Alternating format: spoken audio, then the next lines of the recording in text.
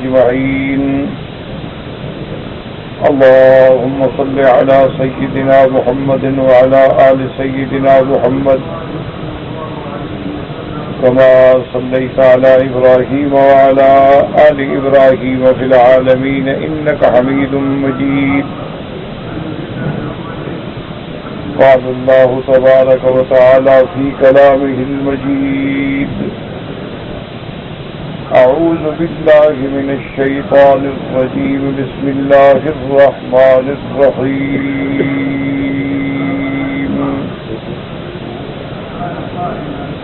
والتي أحصنت فرجها فنفخنا فيها من روحنا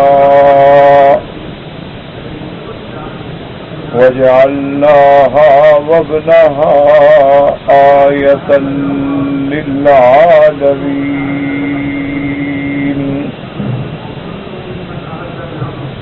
إن هذه أمتكم أمة واحدة وأنا ربكم فاعبدون.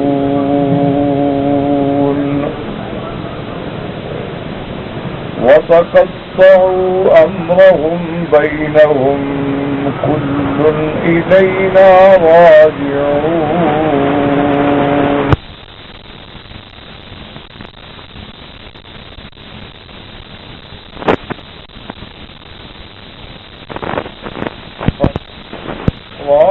لسعيه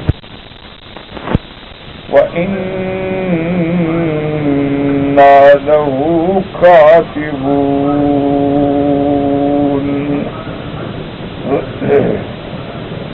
اللہ تبارک و تعالی نے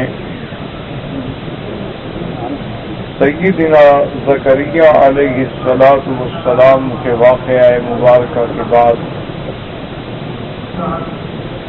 بی بی مریم علیہ السلام کا ذکر فرمایا ہے. بی بی مریم علیہ السلام نبی نہیں ہیں، کیونکہ اللہ تبارک و تعالی نے تمام پیغمبروں، جتنے پیغمبر اور رسول بھیجے ہیں سب مرد بھیجے ہیں، کسی عورت کو نبوت نہیں ملی. اسی لیے قرآن پاک نے بڑی تصریح سے ارشاد فرمایا ہے کہ وما ارسلنا من قبلک الا رجالا نوحی، کہ میرے محبوب ہم نے آپ سے پہلے جتنے پیغمبر بھیجے ہیں مرد انسانوں میں بھیجے ہیں، ولد آدم میں بھیجے ہیں، اور کسی عورت کو اللہ نے نبی نہیں بنایا. عورت کے لیے بڑی عظمت ہے کہ وہ نبی کی ماں بن سکتی ہے، نبی کی بیوی بن سکتی ہے، بہن بن سکتی ہے، بیٹی بن سکتی ہے، لیکن نبی نہیں بن سکتی. اور یہ تو آج کل کا معاشرہ ہے جس نے لوگوں کے دماغوں میں یہ بٹھایا ہوا ہے کہ بھئی اس طرح عورت کی توہین ہے یا اہانت ہے، عورت کی تنقیص ہے، اور اسلام عورت کو عزت نہیں بخشتا. یہ ایک جھوٹا اور لغو پراپیگنڈا ہے جس کی کوئی حقیقت نہیں. آپ دنیا میں بھی دیکھ لیں کہ کوئی چیز بھی ہو، ہر چیز کا ایک مقام ہے اور ایک وظیفہ. اینک سے پڑھنے کا کام تو لیا جا سکتا ہے، لکھنے کا نہیں لیا جا سکتا، تو اس میں اس کی کیا توہین ہے؟ آپ کے پاس بڑا قیمتی قلم ہو، 10,000 ریال کا بھی ہو، لکھنے کا کام لیا جا سکتا ہے، لیکن اینک کا کام اس سے نہیں لیا جا سکتا. اسی طرح آپ دیکھ لیں کہ کار ہے، گاڑی ہے، موٹر ہے، انجن ہے، ہوائی جہاز ہے، ہر چیز کا ایک کام ہے. اب آپ کار سے کار کا کام لے سکتے ہیں، ہوائی جہاز یا ہیلی کاپٹر کا کام تو نہیں لے سکتے. اب کہیں اس میں توہین ہے، اس میں کوئی توہین نہیں ہو. ہر کام کے لیے اللہ تبارک و تعالی نے اپنی مخلوق بنائی. جو کام جنات سے لیا جا سکتا ہے وہ انسانوں سے نہیں لیا جاتا. جو کام اللہ تبارک و تعالی ملائکہ سے لیتے ہیں وہ انسانوں سے نہیں لیا جا سکتا.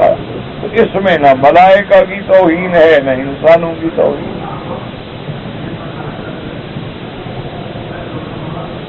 اسی لیے اللہ تبارک و تعالیٰ نے آپ نے پڑھا ہے کہ قصہ آدم میں جب ملائکہ نے عرض کیا تھا کہ اتجعل فیہا من یفسد فیہا ویسفک الدماء، میرا اللہ آپ خلیفہ ایک ایسی مخلوق سے بنانا چاہتے ہیں جو زمین پہ جا کے فساد کریں گے، خون بہائیں. تو اللہ نے فرمایا انی اعلم ما لا تعلم، میں جانتا ہوں تم نہیں جانتے کہ خلافت عرضی کا مستحق جو ہے وہ کون ہے، یہ میں جانتا ہوں. تو اس لیے ایک بنیادی بات سمجھیں، یہ تو دشمنان اسلام کا ایک پراپگنڈا ہے کہ جی اسلام میں عورت کا مقام نہیں ہے، اسلام نے عورت کو وہ مرتبہ نہیں بخشا ہے جو انسانوں کو بخشا ہے، جو مردوں کو بخشا ہے. یہ ایک غلط بات ہے. عورت کا الگ وظیفہ ہے، مرد کا الگ وظیفہ ہے. آپ دیکھیں کہ ساری دنیا میں بڑے سے بڑا طاقتور مرد ڈھونڈے وہ بچہ نہیں پیدا کر سکتے.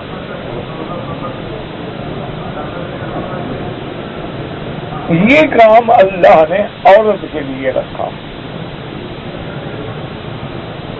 پھر اللہ نے دونوں کے اعضاء میں بھی آسمان و زمین کا فرق ہے. وہ صلاحیتیں اللہ نے مرد میں رکھی ہیں وہ عورت میں نہیں. جو صلاحیتیں اللہ نے عورت میں رکھی ہیں وہ مرد میں نہیں.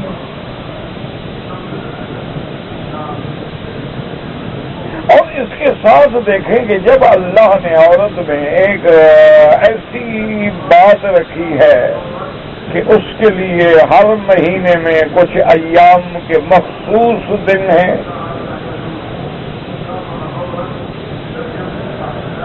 جن میں وہ عبادت سے منقطع ہو جاتی ہے، قرآن سے، نماز سے، روزے سے، عبادت سے، خامند کی مباشرت سے بالکل منفصل. پھر عورت کے لیے حمل کا سلسلہ ہے کہ اگر عورت حاملہ ہو جائے تو 5 مہینے کے بعد 4 مہینے کے بعد اس کے لیے احتیاط ضروری ہے کیونکہ وہ حاملہ ہے. اب وہ اس طرح نہیں دوڑ سکتی جیسے پہلے دوڑتی تھی. اب اس طرح وہ امور سر انجام نہیں دے سکتی جو بغیر حمل کے دے سکتی. اب 6 ماہ ہو گئے، 7 ماہ ہو گئے، 8 ماہ ہو گئے، 9 ماہ ہو گئے، وہ اور زیادہ معذور ہوتی گئی. اس کے بعد مرحلہ ولادت ہے.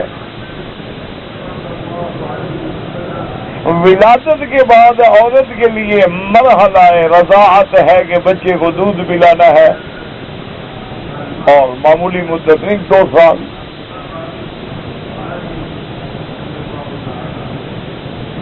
تو اگر اس پر امامت و نبوت کا بھی بوجھ رکھ دیا جاتا تو وہ کیسے سر انجام دے؟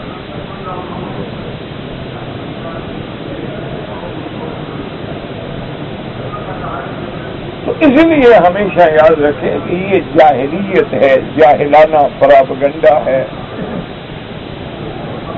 کہ اسلام نے عورت کو عزت دی، عظمت دی، شان دی، کہ حتیٰ کہ قرآن میں عورت کے نام پہ اللہ کے قرآن کی صورت ہے، صورت مریم۔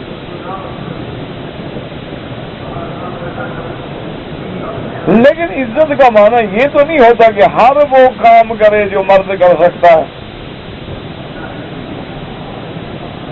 آج بھی آپ ان ملکوں میں جائیں، یورپ میں، باہر کے ملکوں میں، جو آزادی نسواں کے بڑے سب سے بڑے چیمپئن بنتے ہیں، انہوں نے عورت کو کیا حقوق دیے ہیں؟ جو کچھ دیا ہے اس کو مرد بنا کے تو دے رہے ہیں، عورت بنا کے تو حقوق نہیں دے رہے ہیں کہ بھئی مرد فوجی بنتا ہے تم فوجی بنو، مرد ڈرائیور بنتا ہے گاڑیاں چلاتا ہے تم بھی ڈرائیور بنو، مرد ہوٹلوں میں کام کرتا ہے تم بھی ہوٹل میں کام کرو۔ وہ تو اس کو مرد بنا کے یہ ذلیل کر رہے ہیں یا عزت دے رہے ہیں؟ عورت سمجھ کے تو انہوں نے کوئی عزت نہیں دی۔ سوال تو یہ ہے کہ عورت کو عورت سمجھتے ہوئے عزت دینا، یہ صرف اسلام کا کام کہ عورت رہے لیکن اس کی عظمت بھی ہو۔ جیسے ہم سیدنا ابو بکر کا نام لے کے کہیں گے رضی اللہ عنہ، اسی طرح سیدہ خدیجہ کا نام لے کے بھی کہیں گے رضی اللہ عنہا۔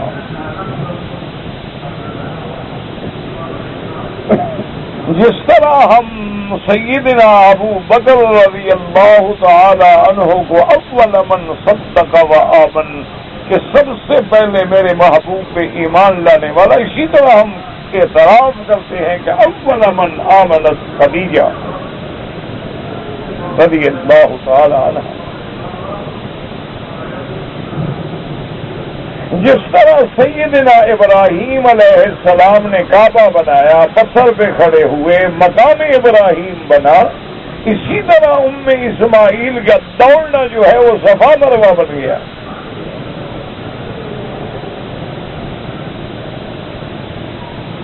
یعنی حضرت ابراہیم کے مشاعر اور شعائر کو اللہ نے جیسے زندہ رکھا، اسی طرح اسماعیل کے دوڑنے کو بھی قیامت تک زندہ رکھا۔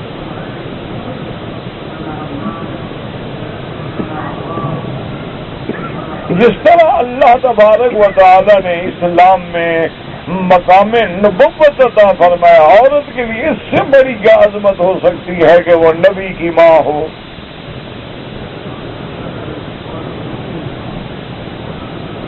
وہ نبی کی بیٹی ہو،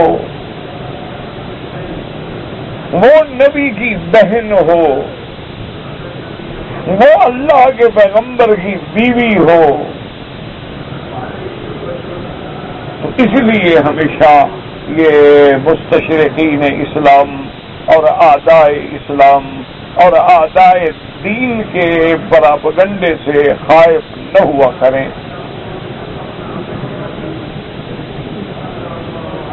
اور پھر اسلام نے جو فرمایا ہے کہ عورتیں نا کے ساتھ العقل بھی ہوتی ہیں اور نا کے ساتھ دین بھی ہوتی ہیں، کہ عورتیں دین کے اعتبار سے بھی مرد سے ناقص ہیں۔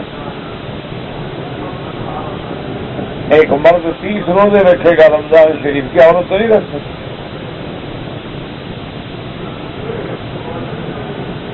ایک مرد جو ہے مہینے میں پوری نمازیں پڑھے گا لیکن عورت تو نہیں پڑھ سکتی۔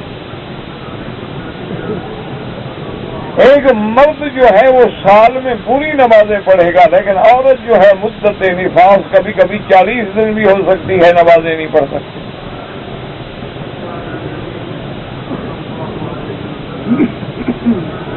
تو یہ اس کا نقصان دین ہے۔ مرد جہاد کر سکتا ہے، عورت جہاد نہیں کر سکتی۔ مرد تو اکیلا حج پہ جا سکتا ہے لیکن عورت بغیر محرم کے حج پہ نہیں جا سکتی، محرم نہ ملے سفر نہ کرے۔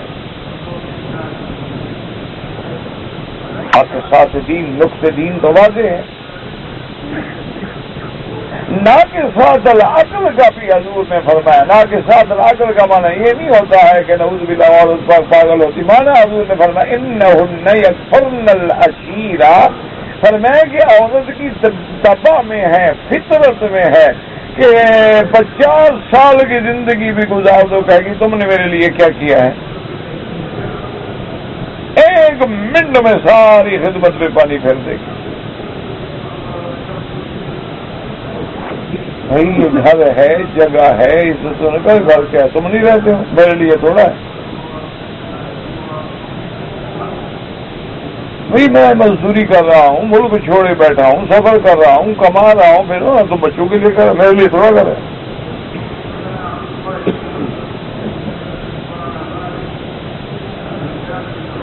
تو یکفرن العشیر، فوراً انکار کرنا. اسی طرح اور ساری تاریخ عالم دیکھ لیں، تاریخ انسانیت کا مطالعہ کر لیں، کبھی آپ یہ نہیں پڑھیں گے کبھی بھی، چاہے وہ کافر بھی ہو، مشرک بھی ہو، یہودی بھی ہو، نصرانی بھی ہو، کسی مرد نے اللہ کے نبی کی عزت پہ ہاتھ نہیں ڈالا.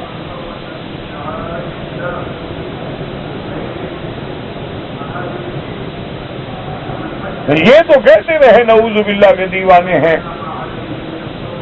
یہ تو کہتے رہے نعوذ باللہ جادوگر ہیں، لیکن انبیاء کی ذات کی عزت و عظمت پہ کبھی کسی مرد نے ہاتھ نہیں ڈالا. ہاں لڑائی ہوئی، لڑائی تو ہوتی ہے، مردوں کی شان ہے. قتال ہوا، انبیاء شہید ہوئے،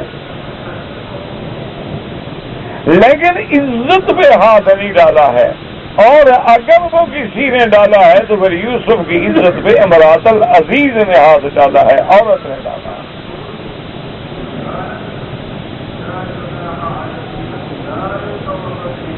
اسی لیے آپ دیکھ لیں کہ قرآن پاک میں جہاں پر میں والسارق والسارقۃ فاقطعوا ایدیہما،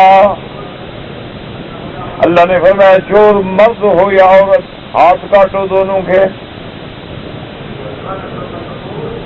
تو اللہ نے یہاں پہلے مرد کا ذکر کیا، بعد میں عورت کا ذکر کیا.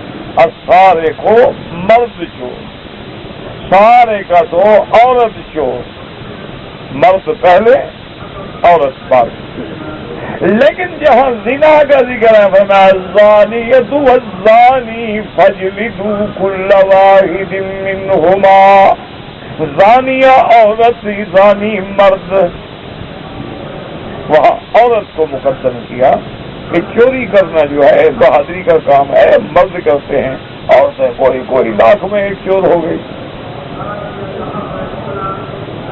لیکن زنا کا جہاں تک معاملہ ہے، یہ بننا، سورنا، میک اپ، سنگار، فیشن، یہ بازاروں میں پھرنا، اشوا غمزہ، لوگوں کو اپنے حسن کی طرف مائل کرنا، خود مائل ہونا، یہ عورت میں زیادہ ہوتا ہے مرد کی بنسبت.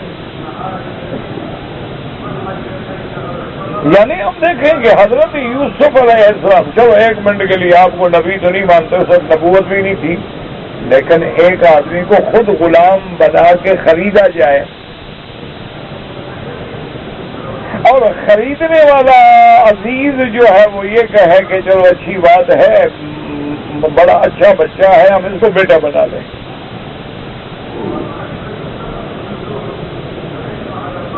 یعنی جس کو خریدا جائے، بیٹا بنا کے گھر میں رکھا جائے، لیکن عورت نے اس کی عزت پہ بھی ہاتھ ڈال دیا.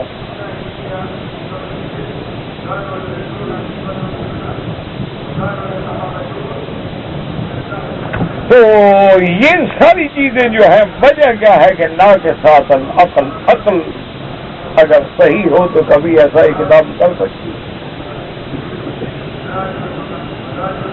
باقی یہ کہہ دینا کہ دیکھو جی مثلا ملکہ سبا گزری ہے، رضیہ سلطانہ گزری ہے، کلوپیٹرا گزری ہے، فلاں گزری ہے، فلاں گزری ہے، تو چند مثالیں ہوئی نا. یعنی ایک طرف 1 کروڑ مرد ہو اور 10 عورتیں نکل آئیں تو یہ کوئی تقابل تو نہیں ہوتا.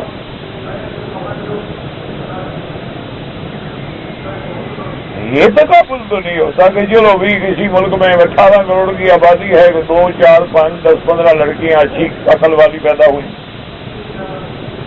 یہ کیا تقابل ہے؟ تقابل تو آپ دیکھیں نا کہ جب یہ تو 0% بھی نہیں بنتی نا بات.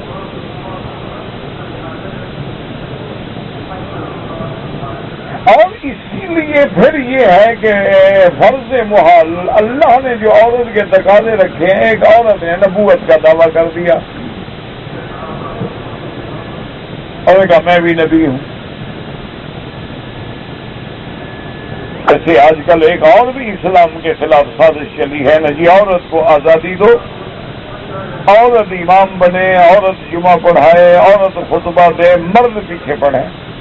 اسلام کو آزاد کر رہے ہیں.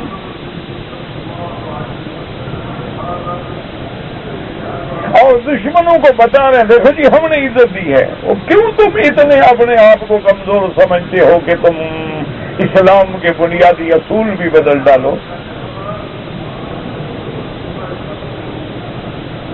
اللہ نے تو عورت سے جمعہ پڑھنا ہی واجب نہیں کیا کہ جائے کہ وہ خطبے پڑھائے اور امام بنے.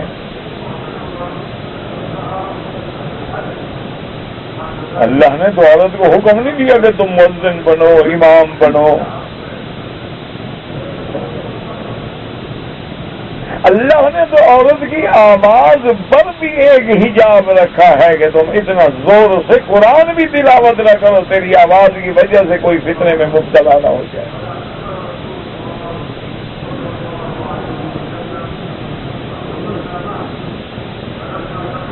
اللہ تبارک و تعالیٰ نے تو عورت کے اسم پر یعنی نام بھی ایسی لاج رکھی ہے کہ بھی عورت کا نام نہ لو بغیر مجبوری کے. پورے قرآن نے عورت کا نام نہیں لیا ماں سوائے بی بی مریم. کسی پیغمبر کی بیوی کا نام نہیں لیا. امرأۃ فرعون، امرأۃ لوط، امرأۃ لوط، یا ایھا النبی قل لازواجک وبناتک ونساء المؤمنین. نام نہیں.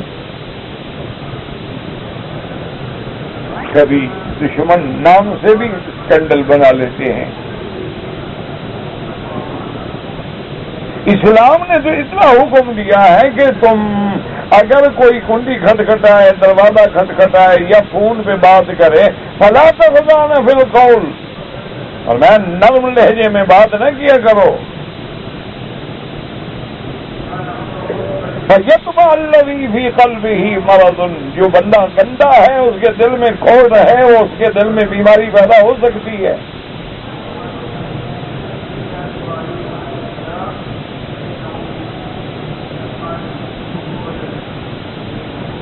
جس اسلام نے اتنی بڑی پابندی لگائی ہو وہ یہ کیسے گوارا کر سکتا ہے کہ وہ خطبہ پڑھائے اور نماز پڑھائے اور مرد پیچھے کھڑے ہوں؟ اور اس کے ساتھ یہ دیکھیں کہ حضرت آدم علیہ السلام سے لے کر یعنی آج تک نعوذ باللہ سب نے ظلم کیا کہ کسی نے عورت کو امام نہیں بنایا جمعہ کا.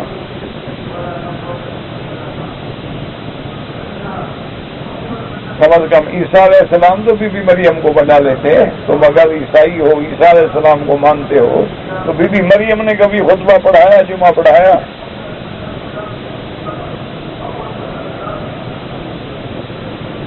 حضور صلی اللہ علیہ وسلم کی وفات کے بعد حضور کے بیٹے تو ہے نہیں. آپ کے بیٹے تو وفات فرما گئے آپ کی زندگی میں. تو پھر سب سے زیادہ حقدار تو سیدہ فاطمہ ہے. وہ بیٹی ہے، وہ خدق کا مسئلہ تو اٹھاتی ہے لیکن اپنی خلافت کا مسئلہ تو نہیں اٹھایا کہ جی مجھے خلیفہ بناؤ، میں نبی کی وارث ہوں.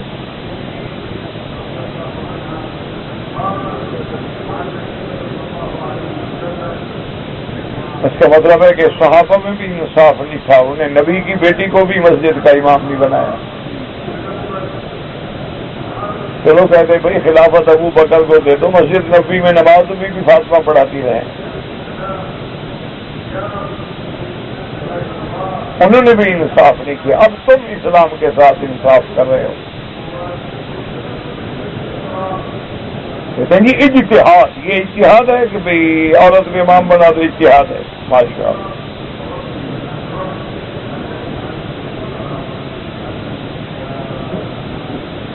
تو اللہ کے بندے، اب جناب اس عورت نے نبوت کا دعویٰ کر دیا. اس دور میں جو علماء تھے وہ اکٹھے ہو کے گئے. اس نے کہا بی تمہیں کیا ہو گیا؟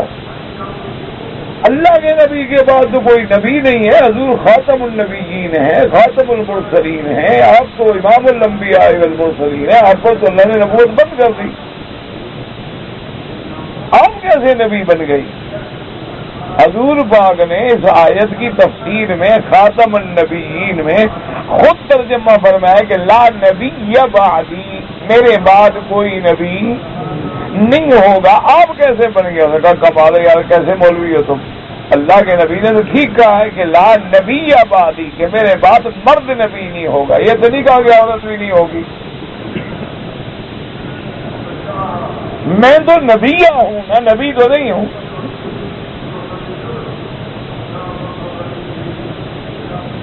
کچھ عرصے کے بعد ایک اور آدمی نے نبوت کا دعویٰ کر دیا. اس نے شادی کر لی. جب شادی ہو گئی اس کی نبوت ختم ہو گئی، مرد کی قائم ہو گئی. میرے عزیز کچھ فیصلہ کریں، کچھ سوچیں، کچھ غور کریں. ایک ہے کہہ دینا جی آزادی ہے، آزادی ہے، آزادی ہے. وہ آزادی تم اپنی بیٹی کا بھی تو دو نہ پھر.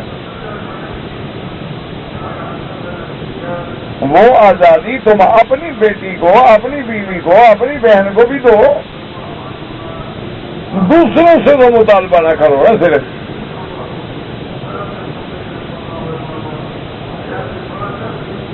اس لیے ہمیشہ سوچیں کہ اللہ نے یہ دو ایسا تعلق بنایا ہے کہ مرد عورت کے بغیر زندگی نہیں گزار سکتا، عورت مرد کے بغیر زندگی نہیں گزار سکتی. کہ جنت جیسی خیر جگہ پہ آدم علیہ السلام کے ایناس و سکون کے لیے اللہ نے ہوا کو پیدا کیا.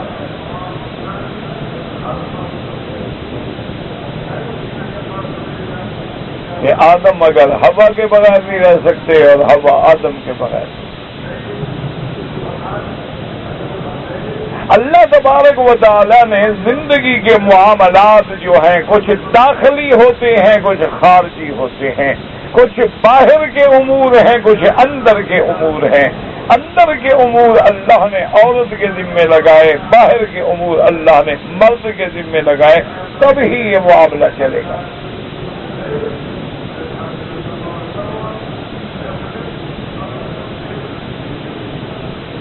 اسی لیے آپ ان ملکوں میں دیکھ لیں جن ملکوں نے عورت کو طلاق کا حق دیا کہ طلاق جو ہے وہ عورت دے گی. انجام دیکھ لیں کیا ہوا. اچھا، بعض ملکوں نے جناب عجیب انصاف کیا. انہوں نے کہا اگر مرد بھی طلاق دے دے، طلاق دینے کے بعد ساری زندگی جو ہے عورت کا خرچہ بھرتا رہے. دیکھو کیسا انصاف کیا ہے. یعنی بیوی اور کی بنے وہ، اس میں تو طلاق دے دی نا. ہر دوسرے کا بات کرے، خرچ یہ دیتا ہے. اتنا احترام ہو رہا ہے. عقل کے فیصلے دیکھ لیں. اسی لیے ان کی اسٹیٹس، بعض اسٹیٹ ایسی ہوتی ہیں جہاں نکاح طلاق میں کچھ نرمی ہے، لوگ اپنی ریاستیں چھوڑ کے پھر ان ریاستوں میں آ کے نکاح کرتے ہیں کہ کل کو جان چھڑانی پڑے تو جان تو چھڑوا سکیں. ورنہ وہاں تو نہ نکاح آسان نہ طلاق آسان، کہ طلاق دینے کے بعد بھی خرچ کے ذمہ دار ہو. اچھا، عجیب بات ہے کہ بیٹا 18 سال کا ہو جائے، بیٹی 18 سال کی ہو جائے تو باپ خرچ کا ذمہ دار نہیں ہے. بیوی کو طلاق بھی ہو جائے تو خرچ دیتے رہو. وہ کیسا عقل ہے، کیسا انصاف ہے. 18 سال تک تو پابند ہیں آپ کے اپنی بیٹی اور بیٹے کو آپ خرچہ دیں. وہ بھی کم از کم اتنی حد تک پابند ہیں کہ آپ کے ساتھ رہیں، آپ کی بات کبھی کبھی سن لیا کریں. جب 18 سال کے ہو گئے خلاص. وہ بھی انتظار کر رہے ہوتے ہیں. کہہ دیتے ہیں ڈیڈی آج ہمارے 18 سال پورے ہو گئے. Okay by by.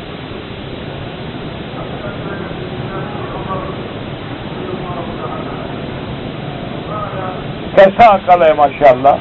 گھڑی پرانی ملے تو 1000 ریال والی بھی 1 لاکھ میں خرید لو. کیوں؟ کہتے ہیں جی اینٹیک ہے. کوئی پیٹنگز مل جائے, کوئی دروازہ مل جائے, لکڑی کا کام ہوا ہے, پرانا ہے, وہ اعلیٰ سے اعلیٰ قیمت میں خرید لو. یہ باہر کے جب یورپین سیاح آتے ہیں نا, انگریز آتے ہیں, تو آپ کے ملکوں میں بہت لوگ پھر ان کو بے وقوف بناتے ہیں. یہ کیا ہے؟ انہوں نے کہا جی یہ کنگھی, اور پرانی شرانی کنگھی ڈھونڈ کے رکھ لیتے ہیں. تو کیا انہوں نے کہا اس سے تو ملکہ نور جہاں اپنی ضرورتیں سنبھالا کرتی تھی, وہ جناب 2000 کی خرید لیں گے. یہ کیا ہے؟ انہوں نے کہا جناب یہ خنجر, یہ تو عالمگیر اورنگزیب اپنے پاس رکھتے ہیں. انہوں نے کہا چاہیے 2 لاکھ میں لے لیں. یعنی جتنی پرانی چیز ہوتی جائے گی ان کے نزدیک اینٹیک اور قیمتی ہوتی جائے گی. لیکن باپ بوڑھا ہو کے پرانا ہو جائے تو اولڈ ہاؤس میں پھینک دو. دیکھو کیسا عقل ہے. ماں بوڑھی ہو گئی ہے, باپ بوڑھا ہو گیا, کہا ٹھیک ہے تنگ کرتے ہیں, چھوڑو, اولڈ ہاؤسز بنے ہوئے ہیں وہاں ان کے لیے رہنے کھانے کا پینے کا, ہم کرسمس پہ کارڈ بھیج دیا کریں گے. بس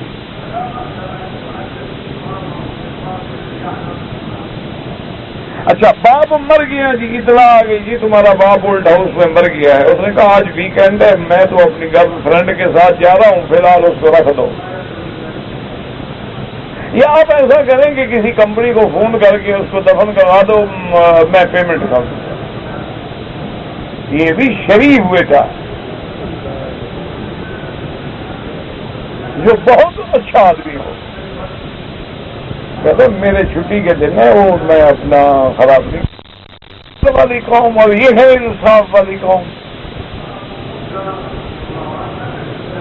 اور اعتراض اسلام پہ کرتے ہیں.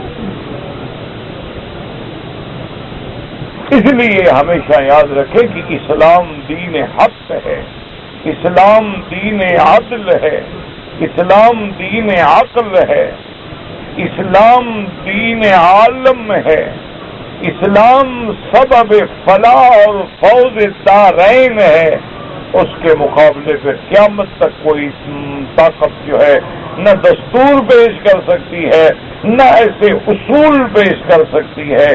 اجتہاد ان مسائل میں ہوتا ہے جن کا قرآن و سنت میں اصل موجود نہ ہو, اجماع صحابہ میں اصل موجود نہ ہو, قیاس شرعی میں اصل موجود نہ ہو. ہمارے سامنے تو میرے مدنی پاک کی زندگی ہے.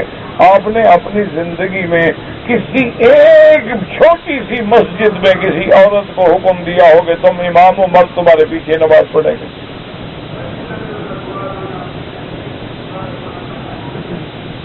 تو خلفاء راشدین کا دور ہے, اجماع صحابہ کا دور ہے. کسی ایک جگہ ثابت کریں. اسلام کو مسخ نہ کرو, اسلام میں تحریف نہ کرو, اسلام میں ایسی تبدیلی نہ کرو جو اسلام کی بنیاد کے خلاف ہو جائے. اجتہاد ان مسائل میں ہوتا ہے جو آج امت کو درپیش آ رہے ہیں. مثلا ٹیسٹ ٹیوب بیبی ہے, ایک نئی بات پیش آ گئی. بلڈ ایک دوسرے کا جو تبدیل کرتے ہیں خون, ایک نئی چیز پیش آ گئی. آدمی دل کے آپریشن کرتے ہیں اور والو جو ہیں وہ پلاسٹک سے بھی ہوتے ہیں اور گائے سے بھی ہوتے ہیں اور خنزیر کے بھی ہوتے ہیں. ایک نئی صورت پیش آ گئی کیونکہ اس وقت ہارٹ اوپر ہارٹ سرجری نہیں تھی. ان میں علماء بیٹھیں گے, غور کریں گے, اجتہاد کریں گے, قرآن و سنت کی روشنی میں ڈھونڈیں گے, ایسی مثالیں پہ نظر دوڑائیں گے کہ بھئی ایسا کوئی واقعہ ہے جس پہ ہم قیاس کر دیں. اس کی چھوٹی سی مثال, مثلا انہوں نے کہا جی خون تبدیل کیا جا سکتا. دلیل نے کہا اگر ایک عورت دوسرے کے بچے کو دودھ پلا سکتی ہے تو دودھ بھی تو آخر تک جا کے خون بنتا ہے. اگر دوسری عورت کو دوسرے بچے کو دودھ پلانا جائز ہے دوسرے کا خون لینا بھی جائز. تو اصل مسئلہ تو مل گیا قرآن سے دودھ پلانے والا. اس پہ انہوں نے اجتہاد کر کے قیاس شرعی کر لیا, بنیاد مل گئی, مسئلہ حل ہو گیا.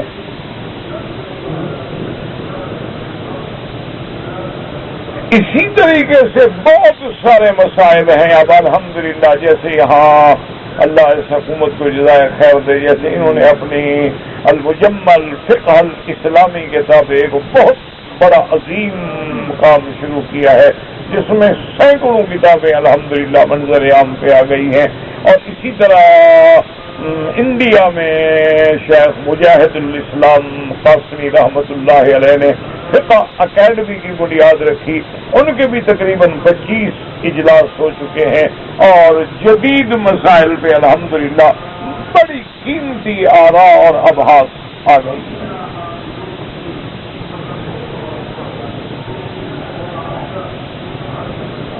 اس لیے ہمیشہ یاد رکھیں یعنی کہ جو کہتا جائے بس آپ کا اچھا جی ٹھیک ہے, چونکہ وہ اس میں وہ کسی پہ خوش نہیں ہوں گے, یہ بات بھول جائیں آپ. یہ بات آپ بھول جائیں کہ اگر ہم پردہ اتار دیں گے عورتوں کا اور عورتوں کو اسکلٹ پہنا کے ہم چڑھائیں گے تو خوش ہو جائیں گے, کہیں گے ہاں ماشاءاللہ یہ بھی بڑے اب مسیح القلب ہو گئے. بالکل کبھی بھی نہیں. وَلَن تَرْضَ عَنْكَ الْيَهُودُ وَلَا النَّصَارَىٰ حَتَّىٰ تَتَّبِعَ مِلَّتَهُمْ. اللہ نے فرمایا میرا مدنی آپ اپنی امت کو بتا دیں کہ یہود و نصارہ کبھی تم سے راضی نہیں ہو سکتے جب تک کہ تم اپنا دین چھوڑ کے ان کی ملت پہ اختیار نہ کر لو. پھر اتنا خوش کرنا ہے ٹھیک ہے, یہودی بن جائے نصرانی بن جائے, اللہ کا کوئی نقصان نہیں, لیکن خدا کے لیے اسلام کو معاف کریں, اسلام پہ ظلم نہ کریں. اگر وہ کہیں بھائی شری کانڈا استعمال کرتے اب اس میں دین نہیں ملا ہوا نہ, افضل یہ ہے ہاتھ سے کھاؤ جائز ہے کوئی بات نہیں,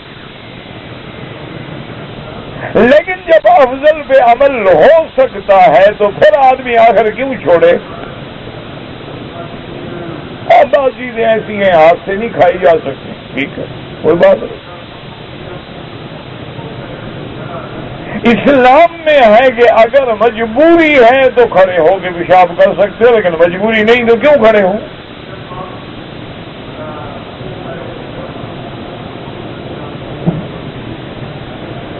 اسلام نے اجازت دی ہے کہ مجبوری ہے, جگہ تنگ ہے, مہمان زیادہ ہیں, کھڑے ہو کے بھی کھا لے کوئی بات نہیں. لیکن اگر موجود ہے تو صرف ہم کفر کو خوش کرنے کے لیے اپنی تہذیب اسلامی کو اور تہذیب محمدی کو کیوں بدل ڈالیں. وہ اپنے اصول نہ چھوڑیں ہم چھوڑتے چلے جائیں, وہ اپنے روایات نہ بدلیں ہم چھوڑتے چلے جائیں.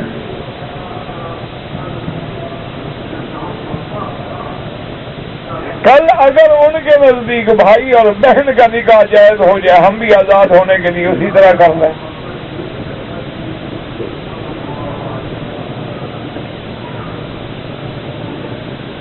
یہ بات نہیں, اسلام ہے, اگر اس کو قبول کرنا ہے تو پھر اسلام کو تمام اصول و مبادیات و احکام و حدود کے ساتھ ہی قبول کرنا ہوگا, اور ہمیں ایمان رکھنا ہوگا کہ اللہ کا ہر فیصلہ حق ہے.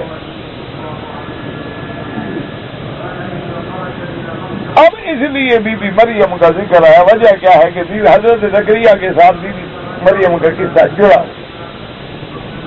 کیونکہ بی بی مریم کی تربیت کرنے والے کون ہیں؟ حضرت زکریا. بی بی مریم کے رزق کو دیکھ کے اپنے لیے دعا مانگنے والے کون ہیں؟ حضرت زکریا. بی بی مریم کو اللہ نے جیسے بغیر شوہر کے بچہ دیا, حضرت زکریا کو بھی بڑھاپے میں اللہ نے اولاد دی جب وہ اولاد کے قابل نہیں رہے تھے.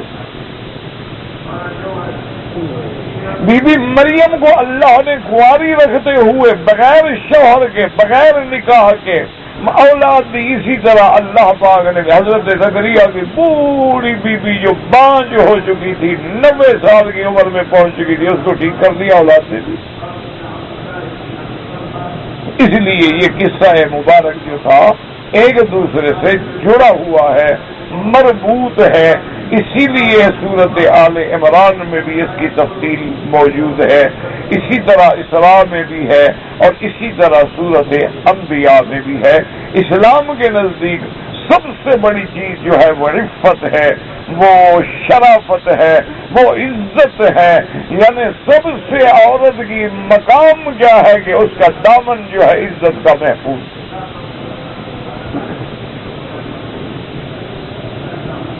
اس لیے قرآن فرماتا ہے والذی احسنت فرجها فنفخنا فيها من روحنا وجعلناها وابنها آية للعالمين. اللہ نے فرمایا کہ وہ بی بی، دیکھو یہاں نام نہیں لیا لیکن دوسری جگہ نام ہے. وَاذْكُرْ فِي الْكِتَابِ مَرْيَمَ، وہاں اللہ نے نام لیا ہے. اور عیسیٰ علیہ السلام بھی چونکہ والد نہیں ہے، نسبت ماں کی طرف ہے، تو عیسیٰ ابن مریم یا عیسیٰ ابن مریم یا عیسیٰ ابن مریم. اللہ نے فرمایا کہ وہ بی بی جس نے اپنی جان کو محفوظ رکھا، جس نے اپنی عزت عصمت کی حفاظت کی، نہ تو کسی نے اس کو بغیر نکاح کے ہاتھ لگایا، نہ کسی نے نکاح سے ہاتھ لگایا. بی بی ایسی پاک.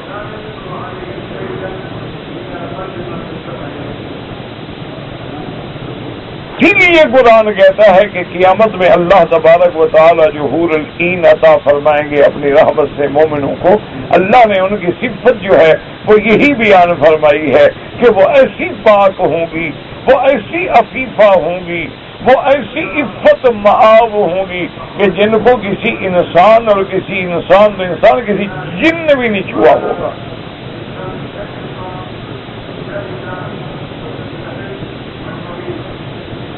عورت کا مقام ہی یہی ہے کہ اس پر نظر پڑے تو باپ کی پڑے، نظر پڑے تو بھائی کی پڑے، نظر پڑے تو بیٹے کی پڑے، نظر پڑے تو شوہر کی پڑے.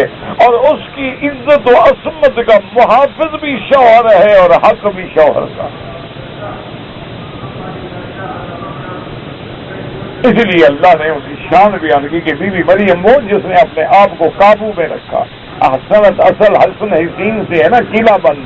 کوئی آدمی جب قلعے میں بند ہو جاتا ہے محفوظ ہو جاتا ہے، اس طرح اس نے اپنی عفت کو گویا کہ قلعہ بند رکھا، محفوظ رکھا.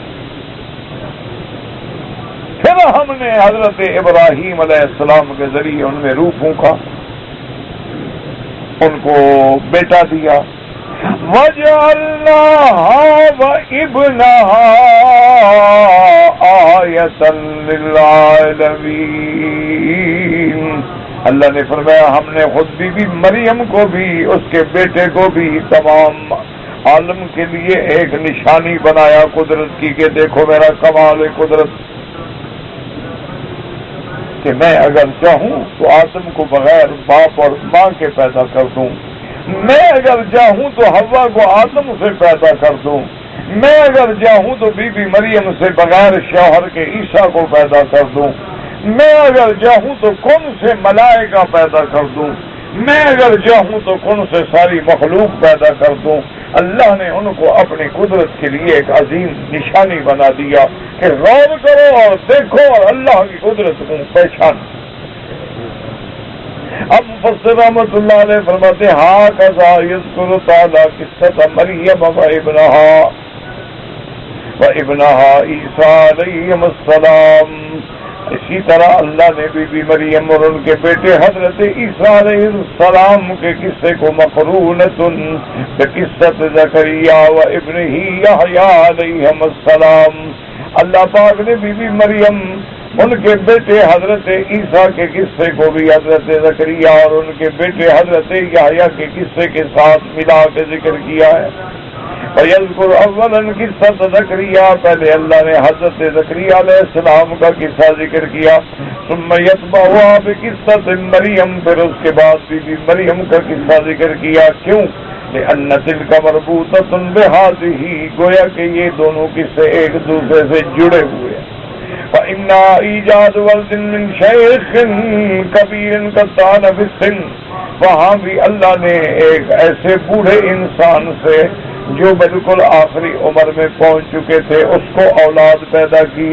وَمِنْ امْرَأَةٍ عَجُوزٍ، آخر ایک بوڑھی عورت جو بوڑھی بھی ہو گئی اور باج بھی ہو گئی، جو اور لم تکن تلد فی حال شباب، آج جب جوان تھی تو کوئی اولاد نہ ہوئی، اللہ نے بڑھاپے میں اولاد پیدا کر دی۔ اللہ نے ایسے واقعہ ہے، قدرت کے کرشمے ہیں، قدرت کی کارنامے ہیں کہ اللہ پاک نے حضرت زکریا علیہ السلام بھی بوڑھے ہو گئے اور بیوی جو تھی آخر بھی ہیں، مانا باز ہیں، اور جوانی میں بھی کبھی بچہ نہیں ہوا، لیکن اللہ نے ان کو بڑھاپے میں اولاد دی۔ ثم یذکر قصۃ مریم وہی عاجب، اور پھر اس کے بعد اللہ نے بی بی مریم کا قصہ ذکر کیا، وہ پہلے سے بھی زیادہ عجیب قصہ ہے۔ وَإِنَّهَا إِيجَادُ وَلَدٍ مِّنْ أُنثَىٰ بِلَا ذَكُورٍ، ایک عورت سے اللہ نے بغیر مرد کے حضرت عیسیٰ علیہ السلام کو پیدا فرمایا۔ ہاکذا وقافی صورت آل عمران، اسی طرح یہ قصہ صورت آل عمران میں بھی ہے، صورت مریم میں بھی ہے۔ وہاں ذکر قصۃ زکریا ثم اتبع بقصۃ مریم بقولہ تبارک و تعالی، اب اس صورت الانبیاء میں بھی اللہ تبارک و تعالی نے پہلے حضرت زکریا کا قصہ بیان فرمایا، اس کے بعد بی بی مریم کا قصہ فرماتے ہیں، والتی احسنت فرجہا، جس نے اپنے نفس کو روک رکھا، حفاظت کی، کون؟ یعنی مریم علیہ السلام۔ جیسے اللہ نے دوسری جگہ نام لیا، فرمایا مریم ابنت عمران التی احسنت فرجہا فنفخنا فیہ من روحنا، اللہ نے وہاں نام بھی لیا ہے کہ بی بی مریم کون؟ عمران کی بیٹی۔ فرماتے ہیں وجعلناہا وابنہا آیۃ للعالمین، آیہ مانا نشانی، آیت وانا ای دلالتن علی ان اللہ علی کل شیء قدیر، اللہ نے فرمایا میں نے اپنی قدرت کی نشانی پیدا کر دی تاکہ میں ہر چیز پہ قادر ہوں، میں چاہوں تو کن سے نور سے ملائکہ پیدا کر دوں، میں چاہوں تو آگ سے جن پیدا کر دوں، میں چاہوں تو مٹی سے آدم پیدا کر دوں، میں چاہوں تو زندہ آدم سے بی بی حوا پیدا کر دوں، میں اگر چاہوں تو حضرت زکریا بوڑھے ہیں، بیوی باج ہے، ان سے اولاد پیدا کر دوں، میں اگر چاہوں تو بی بی مریم سے بغیر شوہر کے حضرت عیسیٰ پیدا کر دوں۔ کیوں؟ ان اللہ علی کل شیء قدیر، ہر چیز پہ قدرت رکھنے والے جو ہیں۔ اور اس کے بعد جناب فرماتے ہیں دلالتن، یہ اس بات پہ دلالت ہے، نشانی ہے، ان اللہ علی کل شیء قدیر وانہ یخلق ما یشاء، وہ جو چاہے پیدا فرمائے، وَإِنَّمَا أَمْرُهُ إِذَا أَرَادَ شَيْئًا أَن يَقُولَ لَهُ كُن فَيَكُونُ، اور میرے اللہ کی تو شان یہ ہے کہ جب کسی چیز کا ارادہ فرمائے ہو جا بس تو ہو جاتی ہے۔ اس طرح فرماتے ہیں وَلِنَجْعَلَهُ آیَةً لِلنَّاسِ، قال ابن ابی حاتم حدثنا ابی بکر حدثنا ابی قال حدثنا عمر بن علی قال حدثنا ابو عاصم الضحاک ابن مخلد عن شعیب یعنی ابن بشیر عن اکرمۃ عن ابن عباس رضی اللہ تعالی عنہما فی قوله وجعلناها وابنها آیۃ للعالمین، عالمین سے کیا مراد؟ فرماتے ہیں العالمین الجن والانس، اللہ نے انسانوں کے لیے بھی، اللہ تبارک و تعالی نے جنوں کے لیے بھی ایک نشانی پیدا کر دی اپنی قدرت کے کہ میں ہر چیز پہ قادر ہوں، میں جو چاہوں جب چاہوں جیسے چاہوں پیدا کر دوں۔ اللہ تبارک و تعالی اگر چاہیں اللہ پاک اگر چاہے تو بغیر کسی چیز کے حضرت آدم کو بنا دے. اس لیے فرمایا خلقہ من تراب ثم قال له کن فیکون. اور اللہ نے فرمایا والجان خلقناه من نار. اللہ نے فرمایا ہم نے جنوں کو آگ سے پیدا فرما دیا ہے. اور بی بی حوا کو حوا کیوں کہتے ہیں کہ آدم زندہ تھے, لیٹے ہوئے تھے, ان کی بائیں پسلی سے اللہ نے بی بی حوا کو پیدا فرما دیا. اچھا حوا بھی ایسے پیدا فرمائی بس جوان بیٹھی ہو, یہ بھی نہیں کہ پیٹ میں رہی ہو پھر بچی ہو پھر ایسا ایسا بڑی ہوگی, نہیں, بالکل. اور اللہ نے حکم دے دیا یا آدم اسکن انت وزوجک الجنہ, کہ آدم تم اور تمہاری بیوی جاؤ جنت میں رہو. یہ اللہ کی کمال قدرت ہے. اللہ سے دعا کریں اللہ ہمیں اپنے دین پہ قائم و دائم رکھے اور ہر قسم کے فتنوں سے, بلاؤں سے, وباؤں سے, بیماریوں سے محفوظ رکھے. میرے والد بیمار ہیں, اللہ ہر بیمار کو شفا دے. اللہ تبارک و تعالی ہم سب کی بیماریاں دور فرما دے. اگر ایک آدمی نے 2 رکعت نماز میں پہلی رکعت میں بیٹھ گیا, دوسری رکعت نہیں پڑھی, لیکن سجدہ صاف کر لیا, ہاں ہو گئی نماز.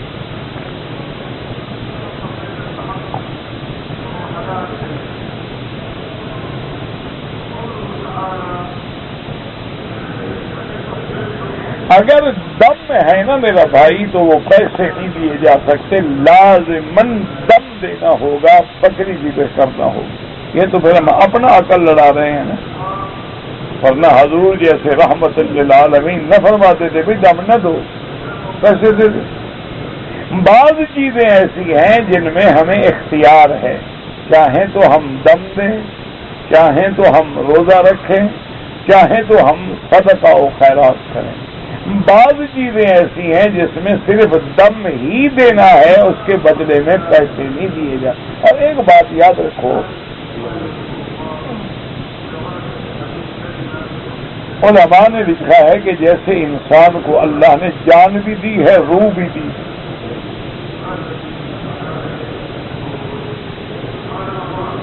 تو یہ اللہ کی حکمت ہے کہ کبھی کبھی حکم دیتے ہیں قربانی کرو, کبھی حکم دیتے ہیں دم شکر ہے, دم تمتع ہے, دم قران ہے, دم جبر ہے, تاکہ روح والی چیز بھی قربان ہو, تاکہ دونوں کی طرف سے صدقہ ادا ہو جائے.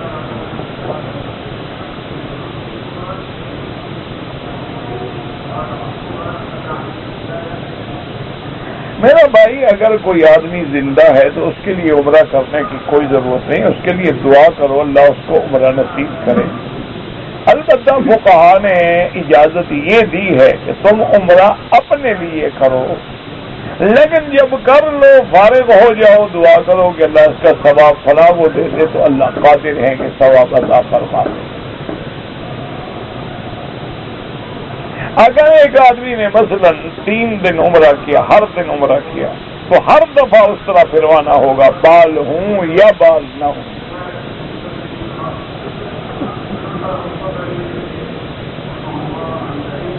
حضرت یوسف علیہ السلام کتنا عرصہ کنویں میں رہے اللہ عالم, جب قرآن نے نہیں بتایا تو میں کہاں سے ڈھونڈوں. تو تم دن گن کے کیا, چلو فرض محال پر 1 دن رہے یا 2 دن رہے, کیا ہو جائے گا. جیسی چیز کا فائدہ ہو اللہ وہ ذکر فرماتے ہیں, جیسی چیز کا ہمارے دین دنیا سے کوئی تعلق نہ ہو وہ اللہ ذکر ہی نہیں فرماتے. بس اللہ نے قرآن میں فرمایا کہ القاہ فی غیابت الجب, انہوں نے ان کو کنویں میں ڈالا, اس کے بعد قافلہ آیا نکالا, کتنے دن رہے اللہ عالم. جب اللہ نے قرآن میں ذکر نہیں فرمایا, میرے محبوب رحمت دو عالم نے کسی صحیح حدیث میں نہیں فرمایا, تو مولوی کا دماغ خراب ہے کہ ڈھونڈتا رہے. تمہارا دماغ خراب ہو تو ہو, اللہ ہمارے دماغ کو تو بچائے. ہاں بتاؤ کہ کنویں میں کتنے دن رہے, عجیب بات, بڑا مسئلہ ڈھونڈا ہے بیچارہ. انا للہ. اچھا حالت یہ ہے کہ السلام علینا سے کیا مراد ہے, ہم پر سلام ہو اور کیا مراد ہے, عجیب بات. جس کو علینا علیکا کا پتہ نہیں ہے وہ یوسف علیہ السلام کے کنویں کے دن ڈھونڈ رہا. اب بات کرو کہتے ہیں جی وکی صاحب ناراض ہو جاتے ہیں. مجھے بتاؤ میرا بھائی یہ باتیں ہیں اسرائیلی روایات میں جیسے آیا کسی نے لکھا کہ حضرت ابراہیم علیہ السلام 8 دن آگ میں رہے, کسی نے لکھا 15 دن رہے, کسی نے لکھا 40. جب قرآن نے ذکر نہیں فرمایا ہے تو ہمیں مغز کھپانے کی ضرورت کیا ہے؟ اس کا نتیجہ کیا نکلتا ہے کہ ایک روایت میں آیا مثلا 40 دن, ایک میں آیا 15 دن, ایک میں آیا 8 دن. جب انگریز پڑھے گا وہ کہے گا یار جھوٹے لوگ ہیں, کیا ان کی تو کوئی بات ہی سچی نہیں. کوئی کہتا ہے 8 دن, کوئی کہتا ہے 40 دن, کوئی کہتا ہے یہ کوئی بندے ہیں, انسان ہیں یہ. اس لیے جب قرآن نے ذکر نہیں کیا تو میں ڈھونڈنے کی ضرورت ہی نہیں ہے. بس اللہ فرماتے ہیں آگ میں ڈالا گیا, ہم نے آگ کو حکم دیا کہ آپ پر برد و سلام بن جاؤ. کتنے دن رہے اللہ عالم. بلا وجہ تم جب غلط روایت نہیں کرو گے تو اسلام پر جھوٹے الزام لگانے کا سبب نہیں بنو گے. بناؤ گے تو پھر وہ تو پھر 3 باتوں میں ایک تو غلط ہوگی نا, یا 40 دن غلط تو پھر 8 دن صحیح, 8 دن غلط تو 40 دن صحیح, کوئی ایک تو غلط ہوگی نا. یہی تو موقع تم دشمن کو فراہم کرتے ہو اور وہ اسلام کی مذاق بناتے ہیں. سیدھی بات کرو بھی قرآن میں نہیں ہے, نہیں ختم. اور پھر اگر ہمیں پتہ لگ بھی جائے ہمارا کیا فائدہ ہے؟ ایک گھڑی بھی آگ میں رہنا کو معمولی بات ہے, دن تو چھوڑو. ایک گھنٹہ آگ میں رہنا کو معمولی بات ہے. تو اللہ نے اپنی قدرت کا ذکر فرما دیا. جو ذکر فرمایا 4000 سال پہلے کی بات ہے. اور پھر ہم ڈھونڈیں تو آخر کیوں ڈھونڈیں, فائدہ کیا ہے ہمیں؟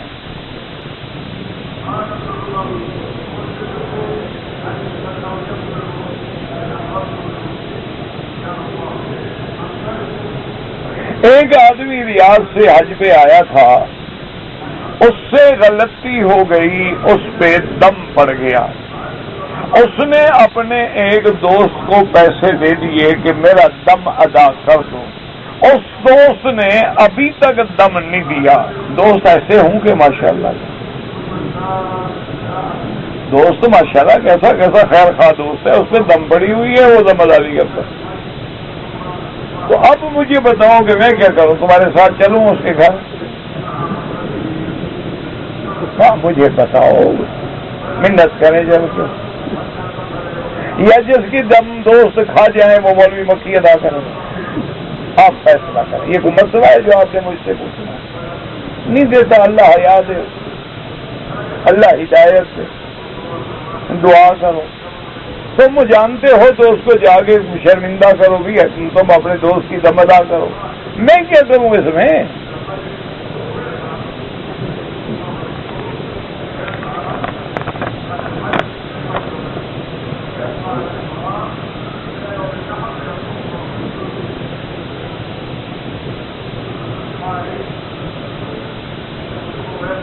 کہتا ہے کہ جی جب ہمارے بلوچستان میں لوگ مر جاتے ہیں تو لوگ اپنے حجروں میں ہوتے ہیں, لوگ آتے ہیں تعزیت کرتے ہیں کہ مغفرت کی دعا کر دو. اور کیا کریں, جب کوئی مر جائے تو تعزیت ہی کریں گے, یہی کہیں گے کہ دعا کرو مغفرت کی. باقی ضروری نہیں ہوتا کہ ہاتھ اٹھاؤ, ہاتھ اٹھاؤ نہ اٹھاؤ. عزم اللہ اجر کا جو ہم کہتے ہیں یہ دعا ہے نا, انا للہ و انا الیہ راجعون, یہ دعا ہے. اللہم اغفر ورحم ہو, یا اللہ اس کے درجات بلند کرے, دعا ہے. وہ ضروری نہیں ہوتا کہ ہر وقت ہاتھ اٹھائیں. زبان سے کہہ دی, ہاتھ اٹھا کے کر دی, بغیر ہاتھ اٹھا کے کر دی, کوئی مسئلہ نہیں.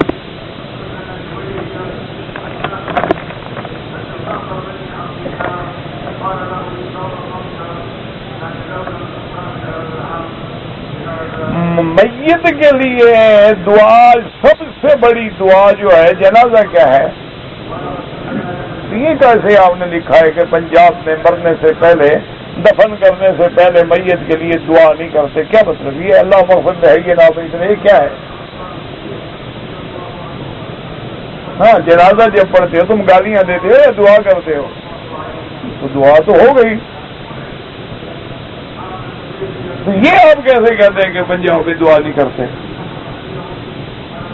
دوسری بات یہ ہے کہ دفن کرنے کے بعد بھی قبر پہ کھڑے ہو کے دعا کرنا سنت ہے. نہیں کرتے، اللہ ہدایت دے.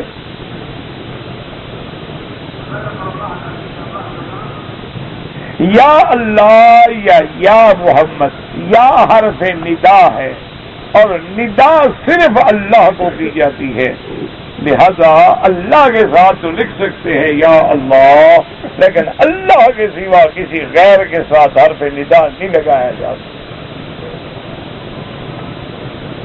لکھنا ہے لکھ دو اللہ جل شانہ جل جلالہ محمد الرسول اللہ. ویسے لکھنے کی ضرورت بھی نہیں ہوتی، اگر لکھنا بھی اچھا یہ پورا کلمہ لکھ دو لا الہ الا اللہ محمد الرسول اللہ.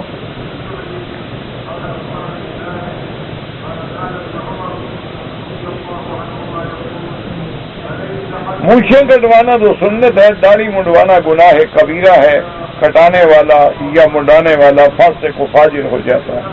باقی تمہاری مرضی، ہم نے تو مسئلہ بتلانا ہے. ایک دفعہ پہلی دفعہ منڈائے تو صغیرہ ہے، جب بار بار منڈائے گا تو صغیرے کا تکرار جو ہے اس کو کبیرہ بنا دیتا ہے. نماز کے بعد کوئی ضروری نہیں ہوتا کہ اجتماعی دعا مانگے، ہر آدمی دعا مانگے. اب سب میں 100 آدمی بیٹھے، ہر آدمی مانگ رہا ہے تو یہ بھی تو اجتماعی ہے نا. یہ ضروری نہیں ہوتا کہ ایک آدمی ہاتھ اٹھائے دوسرے آمین کہیں. اور نہ کوئی ایسی سختی ہے کہ آدمی اسی پہ جنگیں لڑتا رہے اور اسی پہ لڑائیاں لڑتا رہے. کبھی مانگ لیا، کبھی نہ مانگا، کبھی الگ مانگ لی، کبھی ہاتھ اٹھا لیے، کبھی نہ اٹھائے. یہ کوئی لڑائی والے مسئلے نہیں ہیں. 1400 سال گزر گئے، خدا کے لیے رحم کرو حضور کی امت سے. ڈیوٹی پہ آیا تھا ریاض سے، تو کمپنی کے کام کے لیے مزدلفہ گئے. صبح ہم 10 بجے مزدلفہ پہنچے. مغرب کو پھر ہم مسجد عائشہ سے احرام باندھ کے حرم آئے. پھر ہم نے حج کیا. ٹھیک ہے انشاءاللہ. لوگ جو ہیں جی ذی الحجہ کو ریاض سے آئے، احرام باندھا، لیکن چوکی پر ہمیں واپس کر دیا گیا. پھر ہم نے کوشش کی، نہیں آنے دیا. پھر ہم نے احرام اتار دیے. مکے میں آ کے احرام باندھ کے مسجد عائشہ سے عمرہ کیا. دم پڑ گئی. بلڈنگ کے اندر امام کعبہ کی اقتداء میں نماز پڑھتے ہیں. اگر اگلی صفیں نظر آ رہی ہیں تو نماز ہو جائے گی، اگر صفیں بھی نظر نہیں آتی ہیں تو نماز نہیں ہوگی. یا یہ صفیں حرم کی بلڈنگ کے ساتھ مل جائیں تو پھر بھی نماز ہو جائے گی، نہ ملیں تو پھر نماز نہیں ہوگی. ویسے کوشش کیا کرو حرم میں آ کے نماز پڑھو. یہ نہیں کہ جہاں مرضی آئے کھڑے ہو گیا، ایک فرض اتارنا ہے، جان چھڑانی ہے، نہ کیا کرو. صفوں کے ساتھ اتصال ضروری ہے. امام کے ساتھ نماز پڑھی، لیکن ایک رکعت میری بچ گئی. لیکن جب امام نے سلام پھیرا تو میں نے بھی امام کے ساتھ سلام پھیر دیا. لیکن سلام پھیرنے کے بعد کھڑے ہو کے تم نے ایک رکعت پوری کر لی، تمہاری نماز ٹھیک ہو گئی. سلام پھیر کے تم نے ایک رکعت پوری نہیں کی تو اب ساری نماز دوبارہ پڑھو، کیونکہ تم نے ایک رکعت چھوڑ دی ہے. صرف سلام کیا لیکن بات نہیں کی، کھڑے ہو کے ایک رکعت پوری کر لی تو نماز صحیح ہو. اگر تم نے وہ چوتھی رکعت پوری نہیں کی اور امام بھی سلام پھیر گیا، تم بھی سلام پھیر کے چلے گئے، تو پھر آپ کو دوبارہ ساری نماز ادا کرنی ہوگی. ربنا تقبل منا انك انت السميع العليم وتب علينا انك انت التواب الرحيم. اللهم اجعل لنا وللمسلمين من كل هم فرجا ومن كل ضيق مخرجا ومن كل بلاء عافيا. سبحان ربك رب العزة عما يصفون وسلام على المرسلين والحمد لله رب العالمين. اللهم صل على سيدنا محمد وعلى آل سيدنا محمد كما صليت على إبراهيم